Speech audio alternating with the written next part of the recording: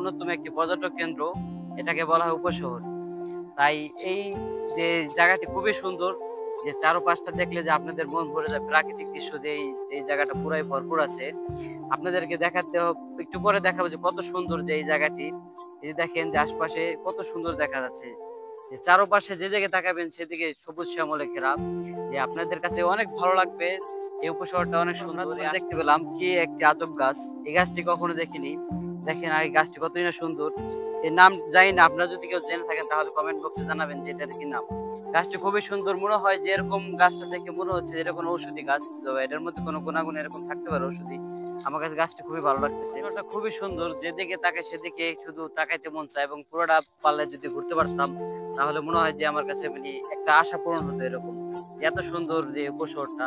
এই দেখেন যে উপশহরের পাশে যে প্রায় প্রায় যে গাছগুলো, যে গাছটার নাম আমরা জানি না, বাট এই গাছটা দেখতে খুবই সুন্দর। এখানে প্রায় এই জায়গায় এই গাছগুলো একটু বেশি।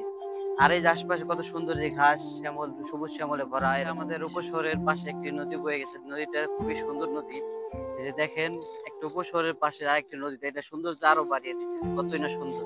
এই শিবচরের মাঝে উপশহরটা যে অনেক বড় এবং অনেক সৌন্দর্যে ভরা, তখন আপনারা বুঝতে পারবেন যখন এই জায়গায় আইসা করতে পারবেন। আমাদের শিবচরের মধ্যে অন্যতম একটি জায়গা, যেটি এই উপশহর বলা হয়। আমরা এখন যে জায়গাটি আছি সেটা উপশহরের সৌন্দর্যের আরেকটি স্থান, যেটার পাশে আরেকটি সৌন্দর্য স্থান রয়েছে, যেটি নতুন করে বানানো হইতেছে। এই যে দেখেন উপশহরের পাশে সুন্দর একটি শিশু পার্ক।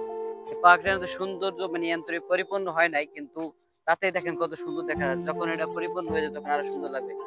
পাশাপাশি আপনার উপশহর, মাঝখানে ওয়াটার পার্ক, তারপরে